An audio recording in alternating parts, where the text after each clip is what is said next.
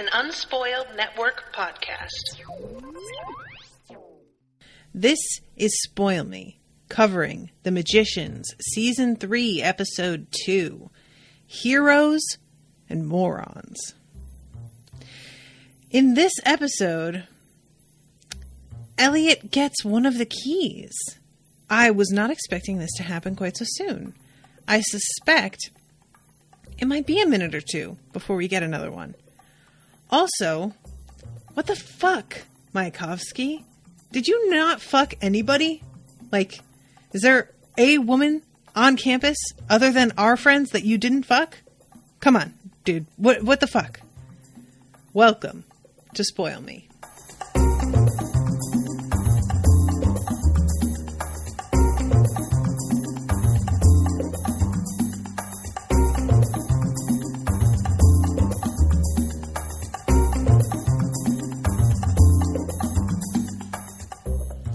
Welcome to the show, everybody. I am Natasha. Huge thank you to Nicole for commissioning this episode. What's up, Nicole? Thank you for this. I appreciate it. So, y'all, this season is off to a rollicking start. We are getting in on this damn quest. Shit is happening. I was really impressed with the opening of this episode being pretty much all awesome illustrations. I was into the graphic design of this bit.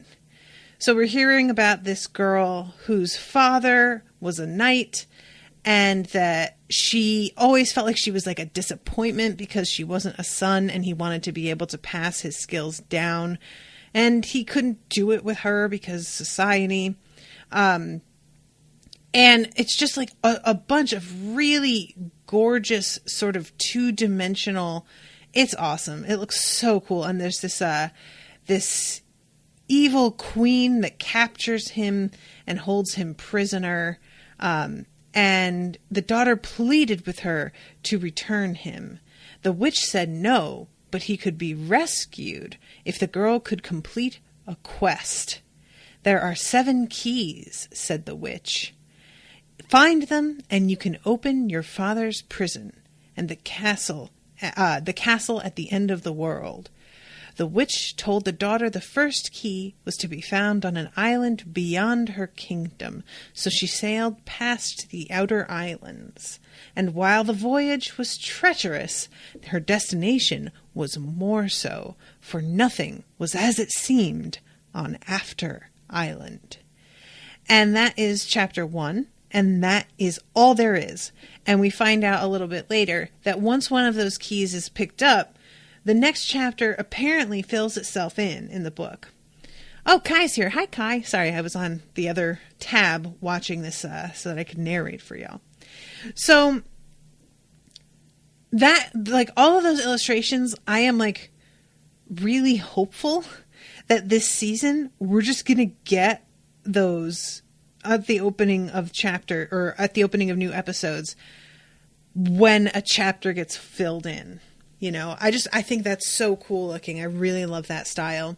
It actually reminded me, Jennifer Faust sent me, when she was my partner a couple years ago for the Unspoiled book swap, and she sent me what I didn't realize until Jamie pointed it out was a series of short stories by Leigh Bardugo, and I'm trying to see if I can see it from here, but I think it's called The Language of Thorns.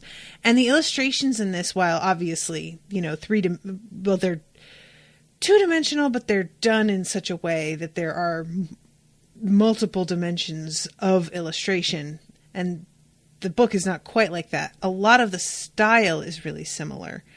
And yeah, I was just very into it. So this is as much information as they have, and it's really like something to know that Quentin and Julia are the ones that have this book, but they are not the ones that have to go on that quest.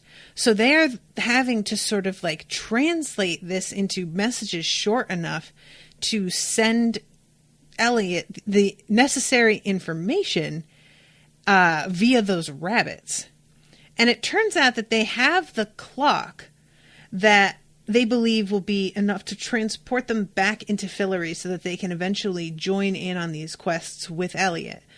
But right now they can't do that because, granted, Julia has some magic, but it's not nearly enough. Like, there's no way that they're going to be able to use what she can do to open up a portal. Like, there's just no way. So what they have to do is track down Mayakovsky and one of his fucking batteries. And guys, this whole thing with the batteries is so... I just don't know what to think about this, because I just definitely assumed that all of the batteries had been used up with that Alice thing. And then it turns out that I was totally wrong about that, which leaves me wondering just how many of those he had. We saw the big ones that he used for the Alice thing. But later on in the episode, when we see Lipson holding one, it's like a baseball, even a little smaller, I think. So were each of those big ones filled with a bunch of small ones? Did he just have a variety of them all over the place? Like what? So they are having to track down where Mayakovsky could have gone. And they decide to try and use Google to track down any like weird events or inexplicable happenings. And eventually what Josh runs across is a video of a bear rampaging through a bar. And we find out that he probably either had enough magic to turn himself into a bear, or somebody else used his battery, like took it and used it to turn him into a bear or something. But like there's a person in the video calling his name, and he is wearing like a necklace, the bear is, like that looks like something that Mayakovsky used to wear. There is too much circumstantial evidence. 'Cause otherwise, they probably, if like one of the pieces here was missing, they probably would have just been like, yeah, whatever. It's like, maybe possible, but I really doubt it. But with everything put together, they figure out that that's probably the most likely situation. And they go to the bar to find out a little bit more about what happened. So I will come back to that. For now, we have the confrontation because I feel like any time that Eliot and Margot have held court and explained what's going on, it feels like a confrontation. Like all of the people that are listening to them are judging them so harshly, and they know it, and they are trying to get out ahead of it so bad, but it's like nearly impossible. So Margot is wanting to know why the fuck they're spending all this money on an old ship, because this is the ship that Eliot is going to need to get to where he's going. And that where he's going, obviously, is After Island. So the boat is called the Muntjak. Apparently is the fastest boat and the best way to reach the Outer Islands, where taxes haven't been collected in 46 years, 3 months, and 7 days. So that is the alleged reason for going to this island. He is claiming that they are going to be collecting taxes. Now, obviously, we know that's not how this is going to go. But he needs a reason that sounds believable to the fairy queen, who is watching their every step. And I love when he says, if there are any dissenting opinions as to my royal order, I will remind the council that this is not a democracy. And the queen from off to the side says truer words were never spoken. And I don't know how to interpret that. And by queen, I mean fairy queen, who is, for all intents and purposes, no offense, Margot, the actual queen. So he's just like, I came here to tell all of you what is going to happen. But I'm not asking y'all's permission to do it. Then we go to, now guys, I want to take a screenshot and share this with y'all. we cut from there to Josh doing his research, which leads to him finding the bear. He's sitting in an armchair on top of a pool table. I swear to God, I thought I was having like hallucinations. It's like one of those images, because of the flatness of the light in this shot, that kept having me second guess what I was looking at. I was just like, why? What? Why? But yeah, evidently, and you know, he has the bong and an ashtray on the ground beside him and like a box of pizza box. But it's just like such a bizarre little tableau that it completely messed my brain up. So yeah, this is when he finds the video and convinces them that they need to pursue this. And then we cut to Alice, who is going to this dude who asks her to make a pledge on the Bible because he apparently adopts out cats. And he is a Christian. And he asks her whether she has fully accepted Jesus as her savior. And she says, pardon? And just kind of shrugs off the question. But then he makes her pledge on the Bible that the cat she adopts will come to no harm. And we know that is not going to happen. So all I can think is that there is some sort of consequence that is going to show up for what winds up happening to this cat. Spoiler alert, it explodes. Owen was in the room with me when I was watching this because he does not plan on watching this show, so he doesn't worry about spoilers. And he got so upset at that. And I just had to be like, they kill a lot of animals on this show, babe. Like, honestly, this show does not shy away from that the way that a lot of shows do. And yeah, it's really hard too, because like the cat is so adorable. She's like this gray haired, kind of long furred, super fluffy. Oh my God, she is so precious. Her name is Hester, you guys, which is a name in the Bible. You know what? I'm going to look up Hester Bible. Let's see what the according to the Bible, she was a Jewish queen of the Persian king Ahasuerus. It is the name given in the Old Testament to the old Semitic mother goddess called in Phoenicia Ashtarte, and in Babylonia Ishtar, and in Arabia Aftar. Interesting. So, and it means myrtle, which is a type of flower. So that's cool. And yeah, this, it turns out, is the alarm system. I didn't get it at first. You know, it's not until she's in the hospital, I think she's in with everybody, and they're like standing around and the cat starts to flip out, and all of a sudden it all came together and I was like, oh, that's her alarm. But I didn't get, I thought the cat was going to be like part of a ritual. And I didn't think about the fact that that can't happen because magic isn't a thing anymore. But I still like haven't gotten used to the idea, because in, like, for example, the Dresden Files, people who don't have magical abilities can still perform rituals. It's still like, that's considered sort of a separate thing from actual like practical magic. So I kind of had it in my head that that was still a thing, but it doesn't have to be. I just was still functioning by those rules. So we wind up getting a weird moment of kind of an aside with a character we've never seen before. It's this dude at a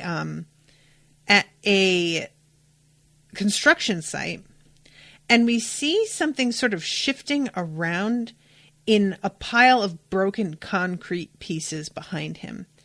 And it comes at him, and there's this sort of like clicking sound, almost like an insect.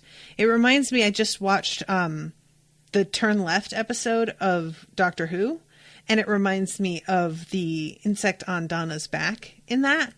And this thing like seems to like crawl up his pant leg and somehow gets inside him and takes over his, you see it like under the skin of his neck at one point. And he's screaming, but then sort of comes back to himself and seems mostly okay. And he winds up taking over Quentin by the end of the episode. I do not remember, and I'll see, I believe that this dude, the body that the thing had originally taken over, just collapses, which that sucks, but I don't know if he's like just unconscious or dead. So we go to the attempt to convince Kady to participate in this quest. The only thing that Julia can do to convince her is to like do the bit of zappy magic with the sparks and display that there's something left, that there's no reason to completely give up. But Kady is still not interested in trusting Julia, which Julia, to her credit, completely respects and understands. She's kind of like, you know, I'm obviously going to have to convince her to participate anyway, but I'm not mad at her for not trusting me. It's completely fair for her to feel the way she does about this. You know, I appreciate the self-awareness there.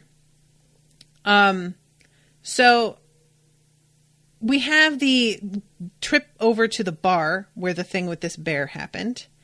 And this dude says, the guy who like owns the bar was the bartender, I guess. He says, it kind of gave me hope to see it.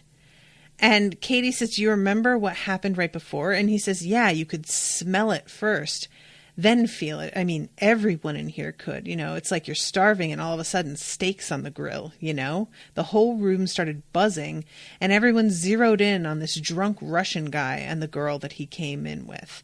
So I really liked this detail that like, not only is he, you know, able to do magic or he has this battery or whatever, but the magicians around can sense the magic even before it's really doing anything, even before anything is like actually happening, which makes complete sense, you know, like what this guy is saying about how it's like starving and then all of a sudden you can smell something, like that makes total sense to me. And it's, I don't know, I liked these details.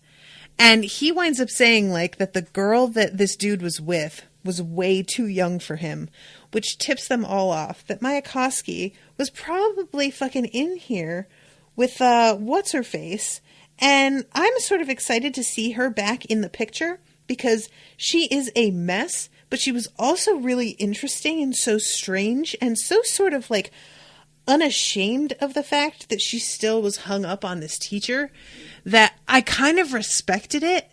Because a lot of people will like have this terrible obsession and they'll just kind of try and keep it hidden because they know it makes them look like a creep. But I low-key admired that she was like, no, I'm still totally in love with him and I'm just going to like be straight up with you guys about that. So yeah, they wind up figuring out that they're going to need to go talk to her. And Quentin goes by himself because he knows that she's a little unstable. So he does, and like I could have told him that this was not what she was telling him, was not the truth, because it just, all of this felt so fishy to me. She's apparently really hungover. And she says, I've been drunk for about a week, and offers him a beer, even though it's like 10 o'clock in the morning. So he says, how did you guys end up at that bar? And she says, good story. Last week, Misha just showed up at my door, very dramatic, telling me how he was free of the bond and that he'd always loved me and he always would. And she's saying this to him, and like, there was a big red flag in my head, and not for like the usual reasons, which this would, if a friend was telling me this story, those red flags would already be there. In this case, it felt more like this is the kind of thing that she wanted to have happen so bad that either somebody was tricking her or it didn't work. Like, he came to the door trying to tell her everything he thought she wanted to hear.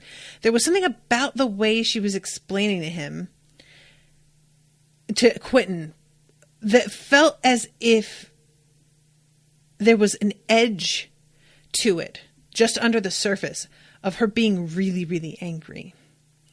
And we wind up finding out that maybe that's exactly true. So she says, after a couple of hours in bed, we decided to celebrate. I remember the first 5 or 6 bars, and then a hotel, I think, or some kind of room, or maybe it was an Uber. Anyway, and then we got married, and she holds her hand out, and he's like, what?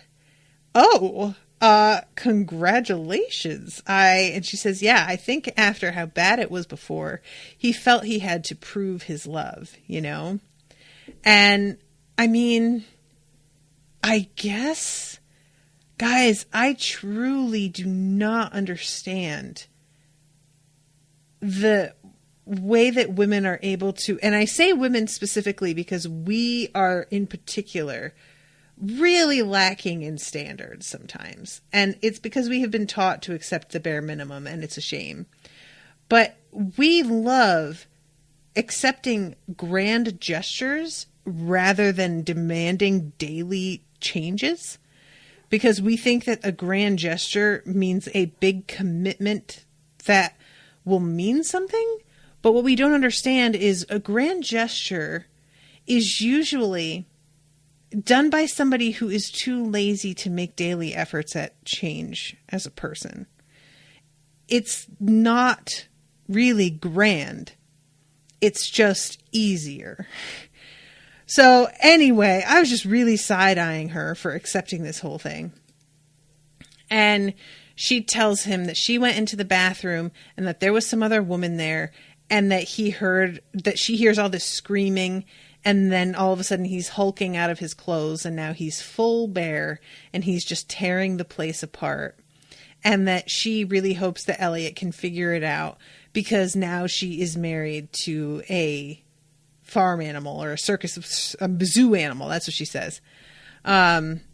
So that, to me, I was just kind of like, another woman shows up and he just happens to turn into this thing.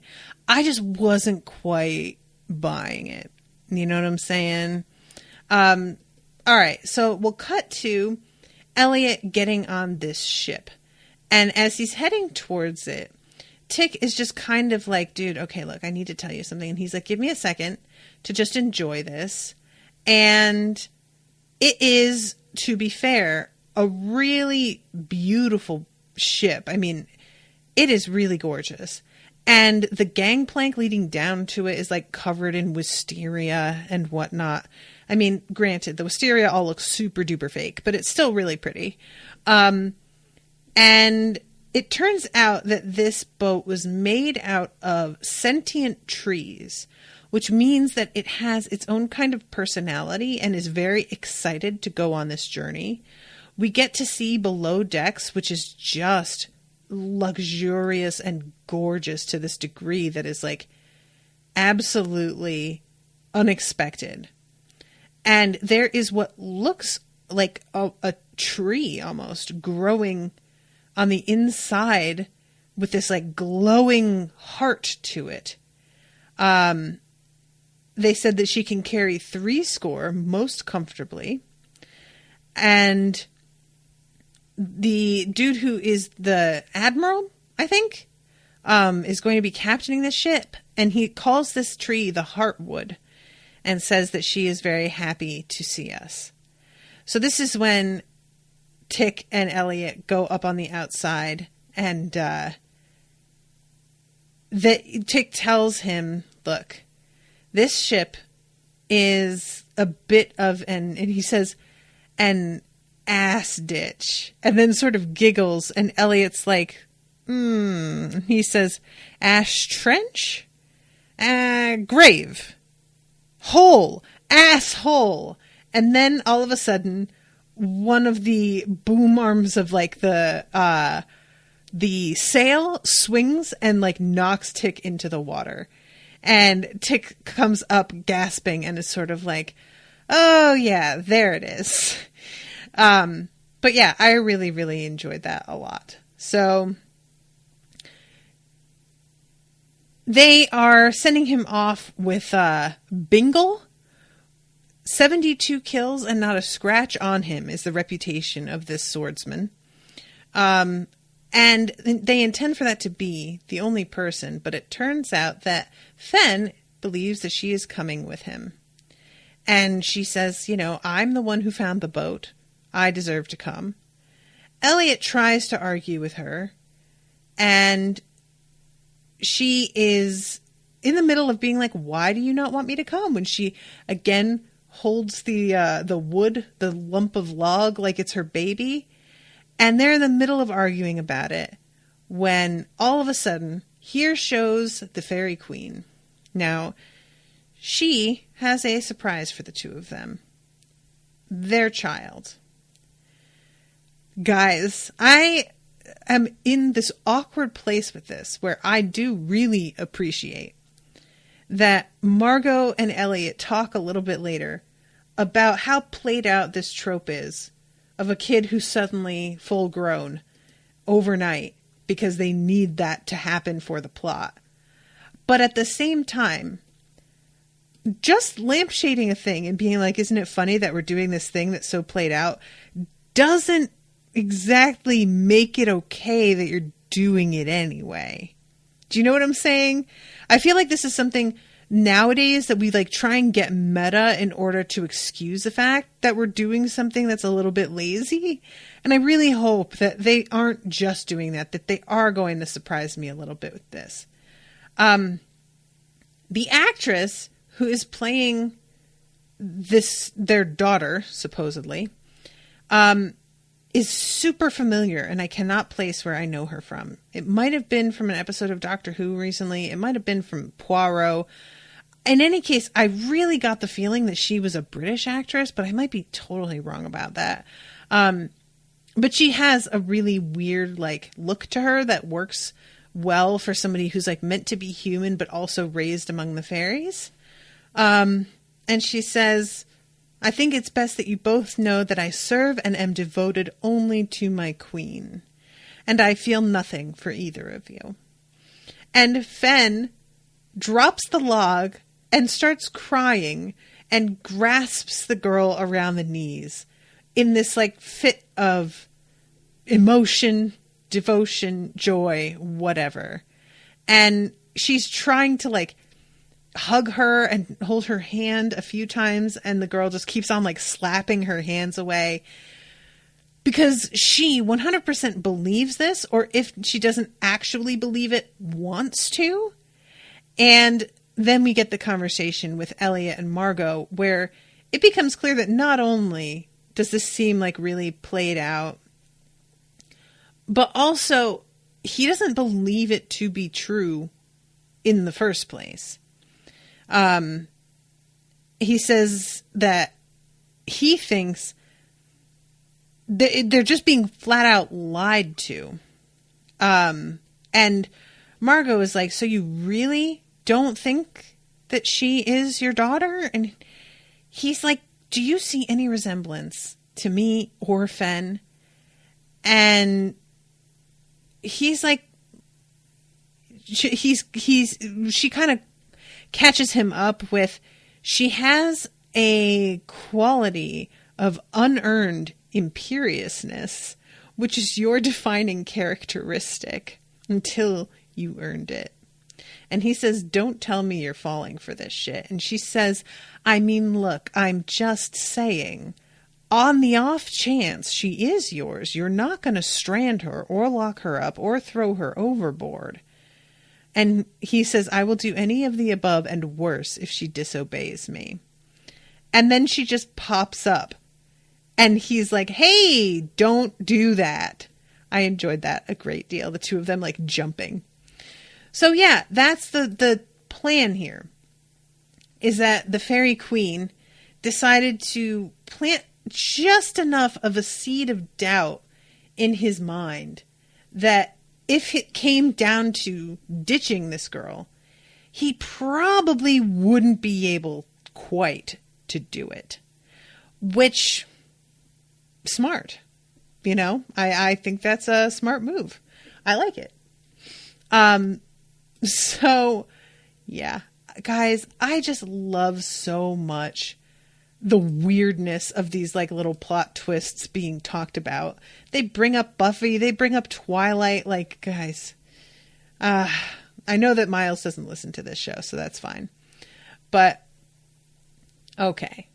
We go on to the crew gathered together. The crew with Quentin and Kady and Julia.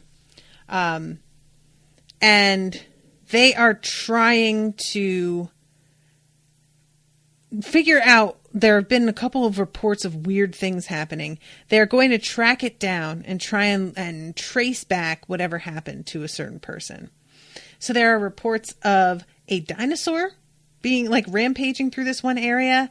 And there is talk of sex magic happening in the park.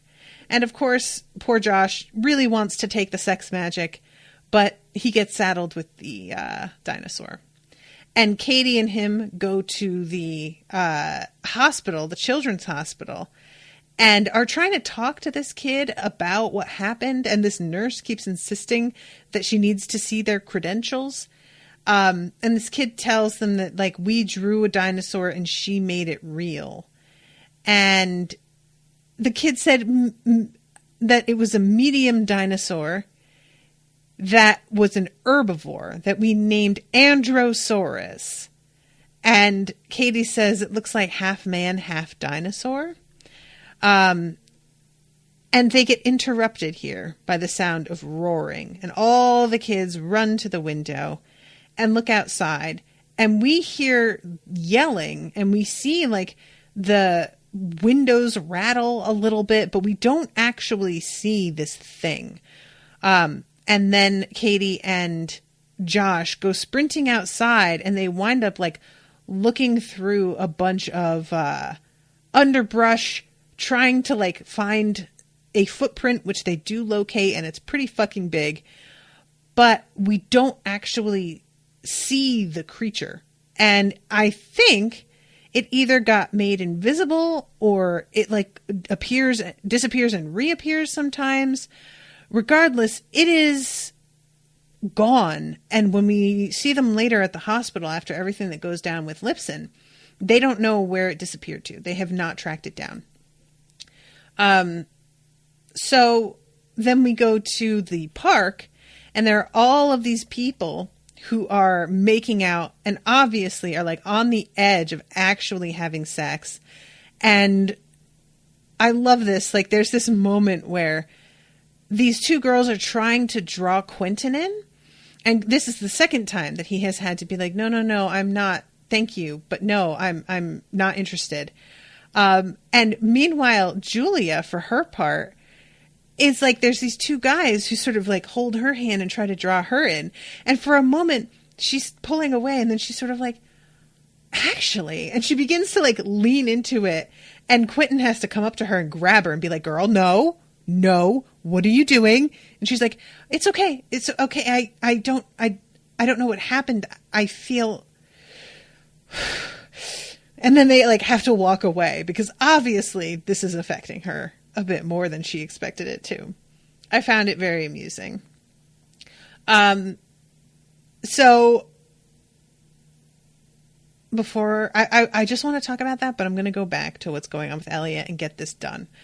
Eliot and his crew lands on After Island, and After Island is not happy to see him.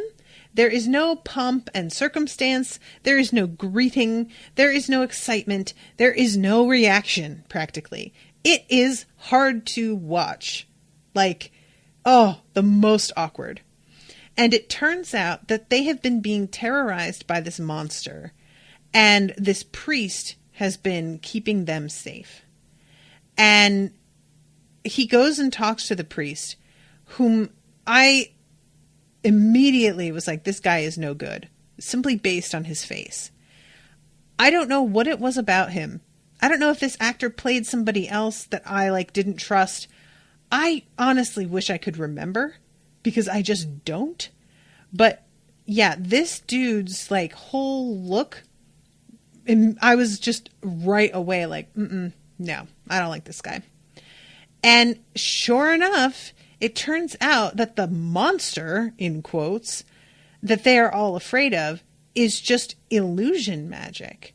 And that he has been telling them that he is saving them, when in fact he is summoning this thing and killing people here and there to make it look like it's a real danger, and acting like this key is somehow the thing that keeps him powerful enough to save them. Like this, the magic comes from the key. And I don't know how long he thought he could keep this up, but apparently it's just the fact that Eliot has some women with him who are familiar with wounds. And one of them is his daughter, and one of them is his wife, whose father made weapons. And his daughter says, first of all, I've seen the wounds that the shadow bats make. Their fangs are serrated and the wounds are messy. And his wife says, as the daughter of a blade maker, I'm telling you, a blade killed the villager. So this dude has been faking it the whole time. And Eliot gets in front of everybody and proves it to them by telling this dude to summon the thing at sword point. And I really enjoyed this moment of him being like, Bingle, do it. And it looking like he's going to cut the guy's head off. And Ellie just holding up a finger and going, or? And then says, I still have the key, so do it. You know, go ahead. And nobody else knows what he means, but we are beginning to figure it out. So yeah, this guy summons it, and it flies right at Eliot. And Eliot just stands there and holds it up and stares it down. And this thing like disappears almost into the key, it feels like. And he looks at the priest and says, gee, Father, weren't you scared? And then he holds the key up and says, it's illusion magic. He's been using it to make you all afraid. There is no monster. And then he gestures and says, well, I guess he kind of qualifies. Because how many of you have died at the hands of your priest to make him your uncontested leader and hero? And they pull a blade off of him. And I really, really liked this reveal. I liked the fact that these people aren't interested in Eliot showing up, are not excited just because of him being the king, but they are grateful afterward because of him freeing them from somebody that they didn't even know was like the actual threat. And he tosses down the knife that this guy apparently used to cut these people and kill them. And the villagers gather around the priest, and somebody has a fucking spit. Like they had been roasting a boar in the center of the little village, and I think that they're going to spit and roast that priest. I'm not going to lie. I'm kind of here for it. So fucking Eliot and co get back onto the boat without further ado, without even looking back as this guy is left there screaming, and head home. And it is noted by his daughter that he did not collect the taxes that he claimed to be going there for. So something else is clearly going on, because all he did was take that key and then leave. Now, I don't know if this is significant at all, but the keys are all designed slightly differently. I am dying to know whether these keys were each designed in accordance with who is supposed to carry it. Because obviously, we've got, 7 team members, 7 keys. They're each supposed to have one, I would assume. And the one that Eliot has is weirdly like, it's almost heart-shaped. It's almost like ram's horns. You know, it's a weird thing. I don't know if this is anything, but I would like to know about it. If there's inside information at the end of the series, like that I'm allowed to see. If there are notes from the designers about why they chose whom they chose to have each key, I definitely want to know about that. So, yeah, this whole thing is really kind of cute because after his daughter is like, you said you were collecting taxes and you totally didn't do that. His wife comes out and is just like, well, it's made of gold and it's magic. Maybe the only magic anywhere. What could be more valuable than that? And the daughter says, I'm not sure I believe you. And then Fen says, don't talk back to your father and me. And I really loved this. I loved this. Like, it's so silly, but she does it with an awareness of how kind of silly it is.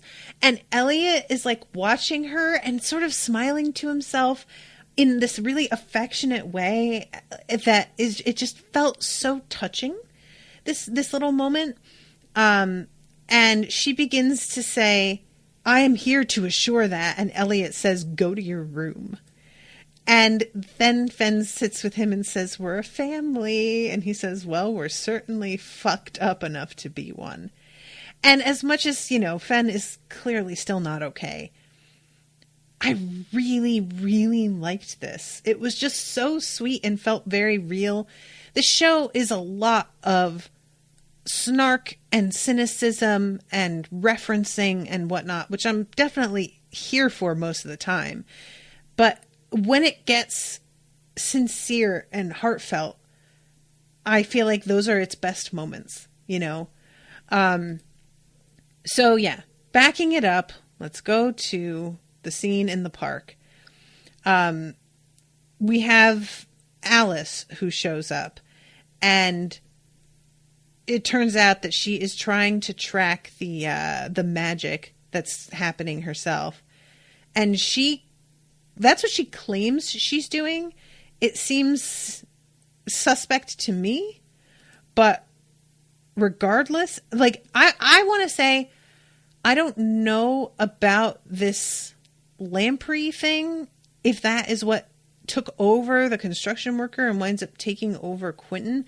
I don't know how these things work, because it looked like a child when she was dealing with it in that sandbox. Did it take over a child's body? Can it just take on the appearance of a child at will? Can other lampreys take on appearance, or do they have to take over bodies like this? It might not be related at all. But anyway, yeah, she's here. I love when she shows up with this cat. And Quentin says, can I just say something? And she just interrupts and says, no. And I was like, oh, thank God. Anytime somebody starts it off with, can I just say something? It's not going to be something you're interested in hearing, like guaranteed. So he asks about the cat, the adorable, sweet cat. And she says, I needed a pet. Is that so weird? And I'm like, girl, yes, it is. So the cops show up, break up this whole sex party. And then they find out that the woman who apparently like cast this spell, Julia, comes running up and she says, they said that she was talking about magic and the need for wonder. And they're in the middle of trying to figure out who she is when Julia says, apparently she was asking where the nearest building to jump off of was. And Eliot knows, Quentin knows exactly where right away, because he figured it out himself. Quote, when I was into that kind of thing as a possibility. So yeah, when he was suicidal, he researched this and he found it out, and this is coming in handy. So they go to the base of this building that is apparently abandoned and just high enough that she would die if she jumped. And it turns out that it is Professor Lipson, which, guys, it never even occurred to me that this was going to be a school professor that was experiencing this. Now, I don't love that apparently what's going on with Mayakovsky is enough to like make these women lose their minds, unless that turns out to be a specific kind of magic that he is employing. Because it's just kind of making all of these women look like lunatics who just go crazy because a guy doesn't like them. I mean, that's pretty much what happens with the other girl as well. She like, you know, attempts magic that is like way too dangerous in order to get his love back. And even after that doesn't work, she's still pining over him desperately. And this woman is literally about to jump off a building for the sake of this guy. I can't think that they're the only two, but even if they are, it just feels like a lot. So again, Mayakovsky, there has to be more to this. It can't just be that they're both so in love with him. Like, there's got to be something sinister behind it. I can't imagine that dude is just, you know, so worth this. And Quentin points out the battery that she's holding in her hand, and he says, "You have one of his batteries." And she gets really irritated, and she says, "It's not his, it's mine. Do you think that he could make this without me? Where do you think he got the living metal in Antarctica? Me. Everything he asked for. I gave him everything, the fucking bastard." And she says, I was the one that told him that this day would come, that it wouldn't last. And then he walks in there with that fucking slut, that whore, calling her his wife. The goddamn world is ending, and all we have is each other, and he does this to me now? You know, guys, like, Ashley says, in defense of Lipson, it seems like she was more upset about him stealing the batteries and disappearing since she helped create them. Disagree. I think that was a factor because she trusted him because she loved him.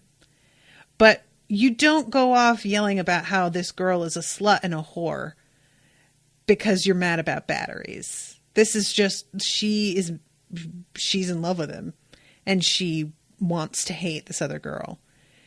It's just like, bum me out, just straight up. And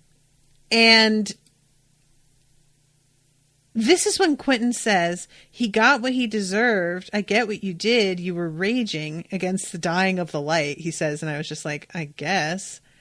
And he tells her that like what she tried to do with the bear was genius.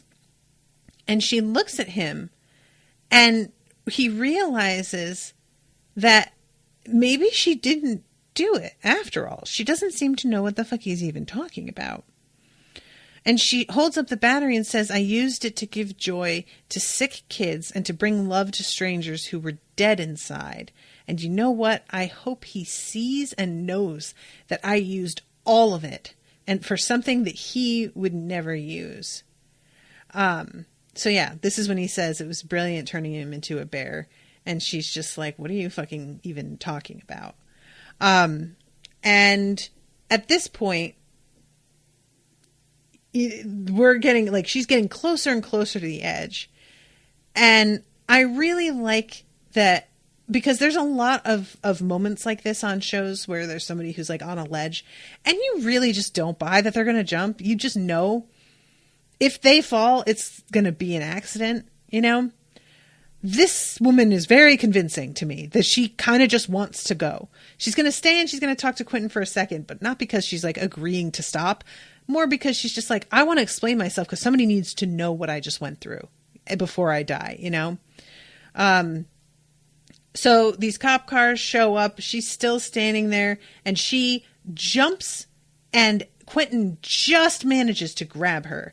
She drops the battery. And there's this like slow-mo of Alice and Julia running forward in an attempt to catch it before it hits the ground. And they do not make it. That thing hits, shatters, and there's like a pulse that comes out of it. And I have to be honest, y'all, didn't think that thing could break. for some reason, I kind of expected it to be protected in a way that it would bounce or maybe flatten out on one side, but not break. So that sucks. And then we cut to the hospital where everybody is standing around talking about what happened. And the poor Lipson gets like led past in a robe, handcuffed. And I just felt really bad for her. And this is when Alice begins, her cat starts to go off.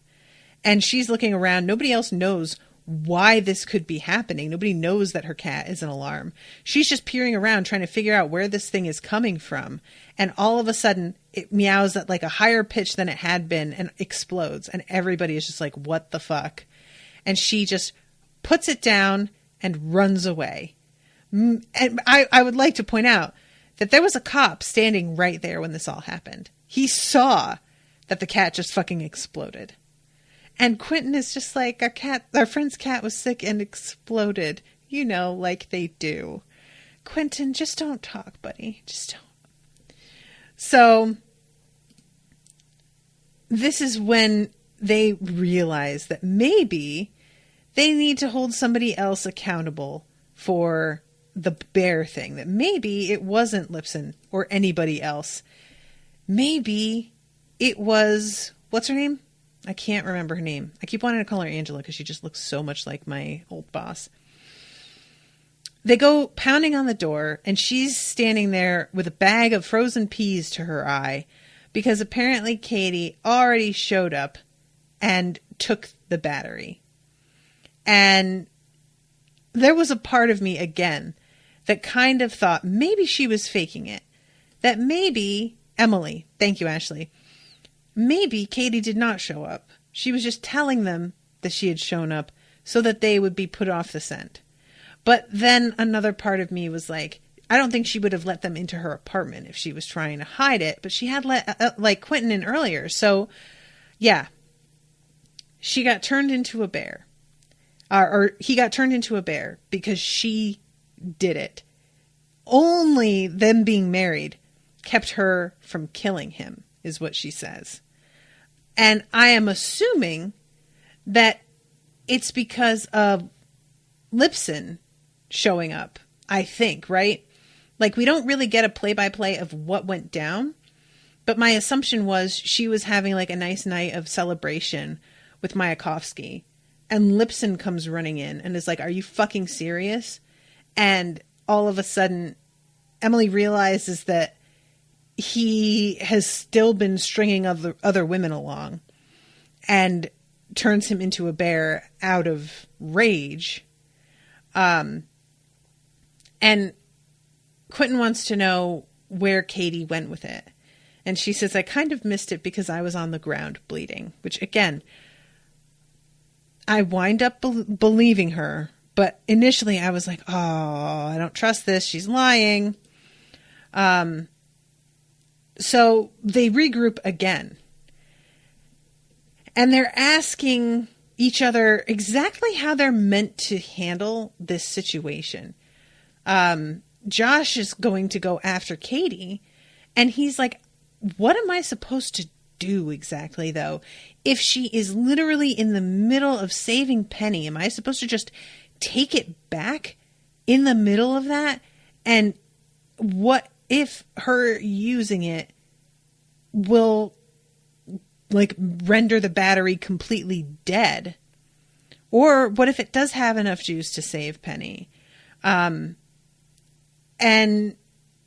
Julia says, let's see, I'm trying to find exactly how this goes because I like that Josh asks these specific questions. I really like that. Even if saving Penny means the battery's dead, and Julia says, or the battery has enough juice to save Penny and help us, and she just doesn't want me to have it, which I totally get from her perspective. Only I'm not her, I'm me, and I'm trying to fix the whole fuckness that is the universe. And Quentin says, let's just find her, and then we'll figure out all the moral Jenga.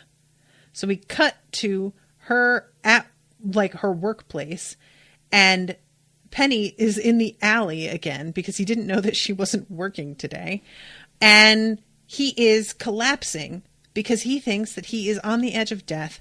And in his last moments, he just really wanted to come and see her. And he looks like hell. He's all like pale and drawn, and his lips are all white and chapped, and he's got blood coming out of his mouth. And she reaches into her bag and pulls out the magical battery, and he just says, "Holy shit." And she says, "Come on, let's get you out of here." And I'm like, I don't know what you're going to do, though. Like, even when magic wasn't gone, it didn't seem like they knew how to fix him. So I just don't know why having this battery suddenly, like, changes that equation. But we'll see. I mean, I don't know. And then we go to the scene where Quentin is in this alley, and he feels something happen with the book in his bag, and he stops and flips it, like he puts it down, and it flips itself open, and it goes to chapter 2 and begins to write. Following the events of After Island, the girl sailed, right, because it's the F, failed to a nearby port and docked her boat, looking to gather supplies for the rest of her dangerous journey. So, yeah, that, like, book fills in after the one key is found. It seems to fill in the next chapter. And he's distracted by this and then looks up and sees that there is a fucking weirdo construction worker he's never seen before just standing there glaring at him. And the guy attacks Quentin. And this turns into a pretty, like, brutal fight. I mean, Quentin doesn't have any physical strength or fighting ability. There is nothing to protect himself with when he doesn't have magic. So I'm just, like, really concerned about this. And this dude winds up collapsing. And again, I'm not sure if he's dead or just passed out. I'm assuming that this thing, like, killed him. But I don't want to, like, assume that, because if it took Quentin over, then that means that Quentin will die as soon as it bails. So hopefully not. But yeah, the way that Quentin looks around and is, like, kind of adjusting his jaw and his neck as he walks is real, real creepy. And I like that effect a lot. So Hugabug says she got that book that supposedly has a cure for Penny from Harriet. Right. You're right. I forgot about that. Yeah. And it, like, it's fine. That I just always, like, have a bit of an issue with, like, oh, the professionals at the school hospital don't know how to fix this. But this one random woman who has some black market books, like, definitely found a thing. But, you know, it's fine. That's the way things have to go for shows like this. And, like, I want to believe that if they restore Penny's health using this magical battery, that it will also give Penny a little bit of magic. But I don't know if that, like, makes sense. I don't know how this works. You know, none of them do. They don't know if there will be enough magic left over in the battery afterwards to use it to power the clock or not. Like, it's all kind of a crapshoot, and they sort of just have to experiment and see what works and hope for the best, kind of. So that is the end of the episode. And yeah, I am really enjoying a quest that takes place on a ship. I want to know where Eliot is going next, because, like, is he just heading straight home? And if he is, will the Fairy Queen see this key and, like, kind of know what he was up to? Will the key mean anything to her? It doesn't seem to mean anything to his daughter. So, you know, I imagine if the Queen had suspected what he was doing had anything to do with this, that she would have been like, hey, keep an eye out. If he suddenly, like, seems to be having a lot of interesting keys, let me know. It doesn't seem like she's been informed of any of this. So I don't know if the Queen knows about this, like, legend, and it just never occurred to her that Eliot would be participating in anything like this, or if she doesn't know about the legend at all, and if she saw the key, she wouldn't know what it was about. I don't know. So I guess we'll see. Thank you again very much to Nicole for commissioning this episode. Thank you to all of you for listening and hanging out with me. And I will see you soon with a new episode. So until then, toodaloo, motherfuckers.